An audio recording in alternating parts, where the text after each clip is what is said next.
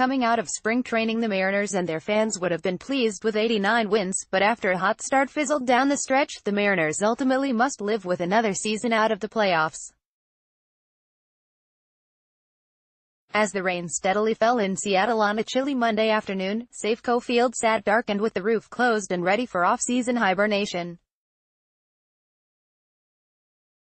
Signaled the finality of the Mariners' 2018 season being done. No one could argue that the feeling could have been felt weeks ago when they watched the Oakland A's take a spot that once was theirs to celebrate. A few televisions flickered with the Dodgers and Rockies playing Game No. 163 to decide their playoff fate. Some teams were still playing, but the Mariners were in the process of moving forward to 2019. But for one last day, manager Scott Servais and general manager Jerry Dipoto had to relive and wrap up a season of unmet expectations. They took a break from staff meetings to meet with the media one last time in 2018 to look back and look ahead. With Sunday's win over the Rangers, the Mariners finished 89-73, which left them in third place in the American League West, but 8 games back of the Oakland A's. The 89 wins was the 6th best record in team history and the most since 2003. What we can't lose sight of is that leaving spring training, if you would have told any of us that 89 wins was our outcome, regardless of how we were going to get there, we would have been thrilled, Dipoto said. Indeed, most projections and prognostications had the Mariners below .500, so it is an accomplishment. And at many years, it would have meant a spot in the wildcard game. We picked a unique season in which 89 wins wasn't enough to get to the postseason rather than the rule since the 2 wildcard format was adopted, Dipoto said. The 2018 season was an example of how expectations can be modified with success or failure. Thanks to the dominance of Edwin Diaz, a propensity to win one-run games and solid hitting, the Mariners rode an impressive but understandably unsustainable run of wins in the first 3 months of the season.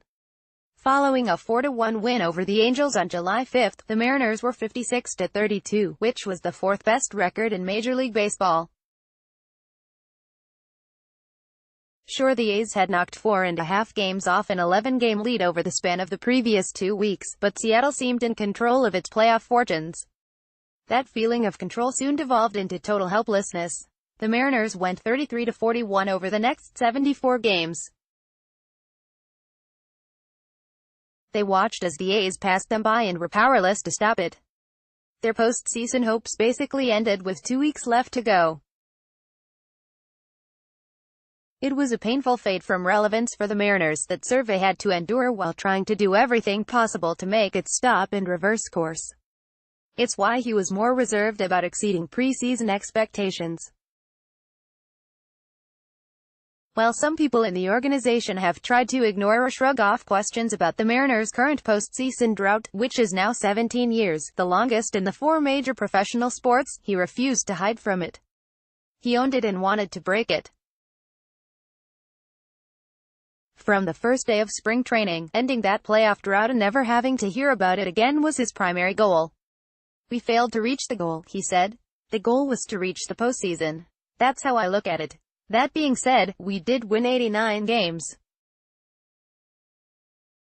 So on paper we should feel good about it. We did a lot of good things there. But how we got to 89 wins was pretty unique. From the unbelievable start and the red we were on early in the first half to the dip we took, a hard nosedive, for a period of time in the season.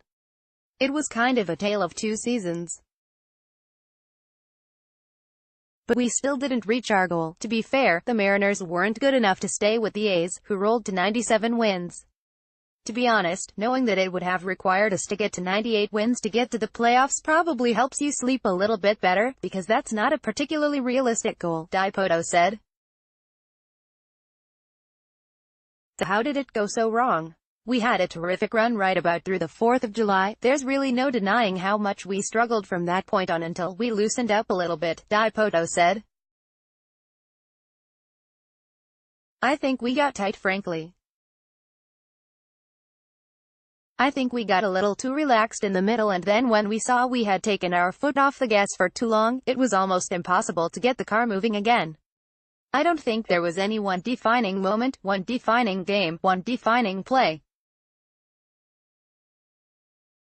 It was a collective slump while the team behind us was playing unconscious baseball. The Mariners' offense disappeared in that fall from contention. Shortstop Jean Segura and outfielder Mitch Haniger had carried the team when Robinson Cano was suspended, but they started to cool off in July and the Mariners went 10-13 for the month. Segura hit .250 with a .640 OPS while Haniger hit .191 with a .618 OPS. And players like Kyle Seager, Mike Zunino, Ryan Healy and Dee Gordon failed to pick up the slack. The struggles leaked into August. The Mariners scored 196 runs in July and August, which was the third fewest in the majors while posting a .690 OPS, which was the fourth worst in MLB. Those two guys really were carrying us at the top of the lineup, and when they cooled off for 2.5 or 3 weeks there it was really tough for us to score any runs consistently. Survey said. You hate to put it all on those two guys because they're going to have a little bit of a swoon at some point in the season. But our lineup wasn't long enough or deep enough to sustain it. And it happened. Unfortunately, we lived it. Seattle could never recover. 3 months of success was gone and another year without the postseason remained. We didn't hit, Survey said. It's hard to win when you don't score many runs, and we leaned on our pitching very heavily through the first half, and quite frankly our pitching was carrying us for a long time, and we were scoring enough runs to get through. We cooled off offensively. I mean, it was really tough every night when you're putting up 1 or 2 runs.